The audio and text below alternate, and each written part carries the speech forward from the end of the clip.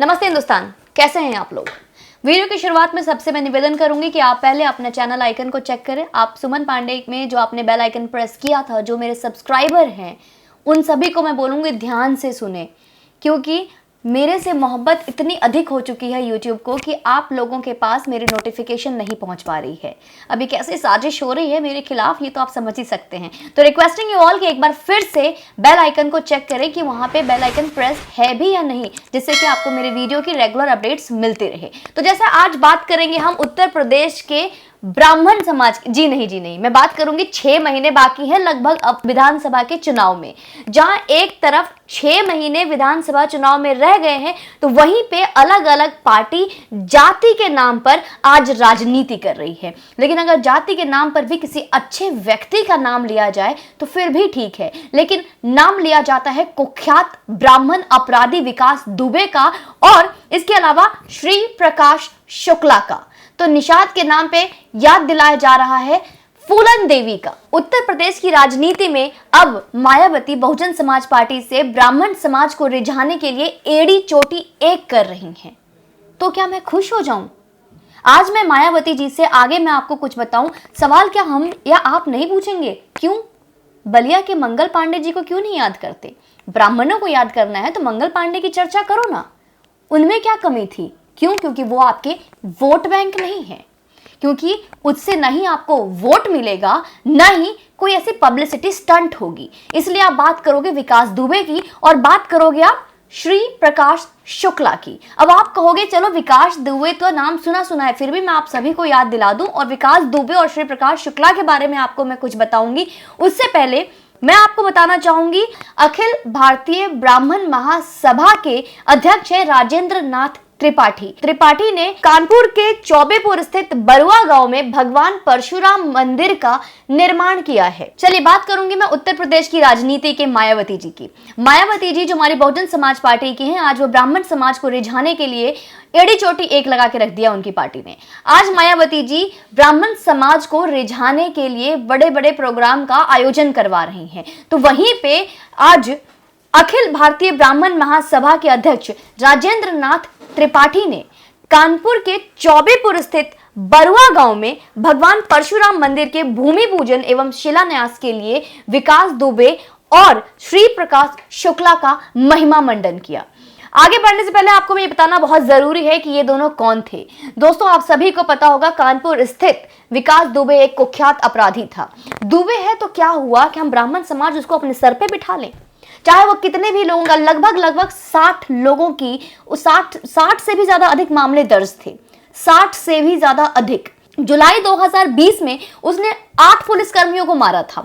90 के दशक में उसने भाजपा ज्वाइन की थी और स्थानीय चुनाव भी जीते थे। उस पर बल प्रयोग का आरोप लगा। हालांकि बिकरो गांव में जब पुलिसकर्मियों से जब उनकी हाथापाई हुई थी और योगी आदित्यनाथ योगी बाबा के सरकार में बिकरू गांव को उस दहशत से और उस कुख्यात अपराधी से, मैं कहूंगी उस राक्षस से छुटकारा मिला, क्योंकि उस एनकाउंटर में उसे मुंह की खानी पड़ी। इतना ही नहीं, अब मैं आपको बताऊंगी कि ये शुक्ला कौन था। वहीं पे श्री प्रकाश शुक्ला की बात करें तो वो एक शार्प शूटर था। दोस्तों, उस वक्त की बात है जब मुख्यमंत्री कल्याण सिंह थे तो उनको मारने की सुपारी ली थी इन्होंने। और इतना ही नहीं, इससे पहले कई बार उनके ऊपर कई ऐसे केस दर्ज है अपहरण कराने की, और कई बड़े बड़े मंत्रियों को मारने के लिए सुपारी लिया करता था। ये है फिरौती और हत्या करवाने के एक्सपर्ट और हत्या करने के एक्सपर्ट शुक्ला जी, जिनका की आज अच्छे व्यक्ति का दर्जा दिया जा रहा है और इनकी महानता का महिमा मंडन किया जा रहा है। निषाद के नाम पर फूलन देवी के अत्याचार, फूलन देवी पर जो अत्याचार हुए उस बात की महानता आज आपको गिनवाया जा रहा है। लेकिन फूलन देवी ने कितने पुलिसकर्मियों को मारा है, कितनी हत्याएं की हैं, किस तरीके से बेरहमी से दहशत का माहौल बना रखा था, उसके बारे में बात नहीं करेंगे, क्योंकि वहां पे भी एक विशेष जाति को लोभन करना है, वोट बैंक बनाना है। क्या मजाक है राजनीति? इस तरीके की जाति के नाम पे राजनीति, मैं तो ये कहूंगी कि ये राजनीति ऐसी हो गई है कि एक ऐसी जाति है जो जाति ही नहीं। क्या मजाक है। बलिया के मंगल पांडे जी को क्यों नहीं याद करते? मैं तो ये सवाल बार बार पूछूंगी, आखिर क्यों? अगर आपको ब्राह्मण के नाम पर ही राजनीति करनी है, ब्राह्मण समाज का ही महिमा मंडन करना है, तो मैं याद कराऊंगी डीएसपी देवेंद्र मिश्रा जी के बारे में।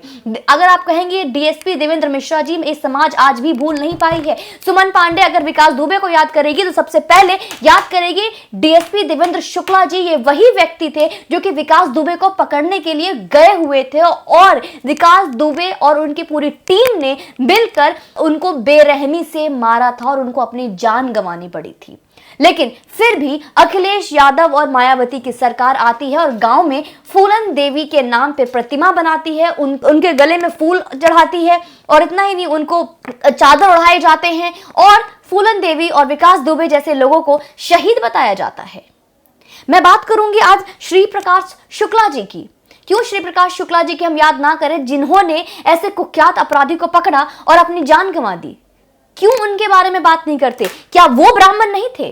क्योंकि आज आप उन ब्राह्मणों का नाम लेकर वोट नहीं कमा सकते। मैं पूछना चाहूंगी मायावती जी से, मैं पूछना चाहूंगी अखिलेश यादव जी से, कितनी बार आपकी पार्टी आज तक शुक्ला जी के परिवार से या देवेंद्र मिश्रा जी के परिवार से मिलने गया? कितनी बार उनके परिवार की हालात क्या है, उनके घर के गार्जियन के चले जाने के बाद कितनी बार देखने गए हो? कितनी बार उनके नाम पर आपने राजनीति खेली है? क्यों? क्योंकि आज भी हमें याद है कि जिस तरीके से विकास दुबे के साथ योगी आदित्यनाथ जी ने इंसाफ किया था और हमारे उत्तर प्रदेश के जनता को सुरक्षित महसूस कराया था, उस वक्त भी एक राजनीति हुई ब्राह्मण समाज को लेकर। क्योंकि ये उत्तर प्रदेश की सरकार योगी बाबा की सरकार है दोस्तों। यहाँ पे मुख्तार अंसारी को भी पकड़ा जाता है और विकास दुबे को भी पकड़ा जाता है, क्योंकि आज के वक्त में उत्तर प्रदेश के पास वो सरकार है, उत्तर प्रदेश उन हाथ में है जो कि जाति को नहीं देखता, धर्म को नहीं देखता, ये धर्मनिरपेक्ष है। ये भी कहा गया है कि इन दोनों के साथ अन्याय हुआ। अगर आपको याद दिला दूं तो ये स्टेटमेंट भी आया था जब विकास दुबे को जब मारा गया था, विकास दुबे का जब एनकाउंटर हुआ था, तो इस तरीके का हाहाकार मचा था कि विकास दुबे के साथ अन्याय हुआ है, बहुत बड़ा अन्याय हुआ। ये अलग बात है, उसने कितने पुलिस ऑफिसर्स को मारा वो नहीं देखा, उन्होंने कितनी हत्याएं की वो नहीं देखा, 60 से भी ज्यादा मामले दर्ज है वो नहीं देखा उनको। लेकिन इसके अलावा ये पूछा भी गया तो ये बोलते हैं कि न्यायालय सजा देती है, हमारे माननीय सुप्रीम कोर्ट या हाई कोर्ट जब तक सजा नहीं देती तब तक मुख्तार अंसारी भी हमेशा की तरह पंजाब में सुरक्षित रहते और विकास दुबे भी एक पर एक हत्या करते जाते। सबसे पहले मैं अपने हिंदू भाई बहनों से ये कहना चाहूंगी कि आज हमारा हिंदू समाज इसलिए खोखला हो रहा है, हमारी बेटी बहनों के साथ इसलिए जबरदस्ती हो रही है, धर्मांतरण हो रहा है, लव जिहाद हो रहा है, या फिर हम इतना पिछड़ते जा रहे हैं, क्योंकि इसका सबसे बड़ा कारण यही है जातिवाद। और ये राजनेता बहुत प्यार से आते हैं और जातिवाद के नाम पर हमें यूं बांट जाते हैं। पहले हमें धर्म से बांटा गया, पहले हमें देश से बांटा गया, आज हमारे जाति को बांट के हमारा धर्म बांटा जा रहा है। हमारा धर्म खोखला हो रहा है जातिवाद की वजह से। और ये राजनेता बहुत प्यार से आते हैं और कुख्यात अपराधी के का भी महिमा मंडन करके चले जाते हैं। तो ये अब आपको समझना होगा कि क्या इन राजनेताओं के हाथ हमें खिलौने की तरह और कठपुतली की तरह नाचना है, सिर्फ इसलिए हमें उनको वोट देना है क्योंकि उन्होंने विकास दुबे को बचा के रखा। क्या ब्राह्मण समाज इसलिए अखिलेश यादव को मौका देगा फिर से? क्योंकि अखिलेश यादव ने और मायावती की सरकार ने इन लोगों को सर पे चढ़ा के रखा और योगी बाबा की सरकार आते ही इनका एनकाउंटर हो गया। क्या ब्राह्मण समाज इतना बेवकूफ है? आज सवाल उठता है ब्राह्मण समाज पे, क्या फूलन देवी का रहना या उनके जाने से क्या फर्क पड़ा, ये आपको समझना होगा। तो मैं तो आज सबसे पहले अपने हिंदू भाई बहनों से पूछूंगी कि क्या आपको मंजूर है ऐसे राजनेताओं के हाथ का कठपुतली बनना सिर्फ जाति के नाम पर? समझदार हैं आप। और मैंने तो इतना कुछ बोल दिया, बाकी आपके लिए तो इशारा ही काफी था। जय हिंद, वंदे मातरम।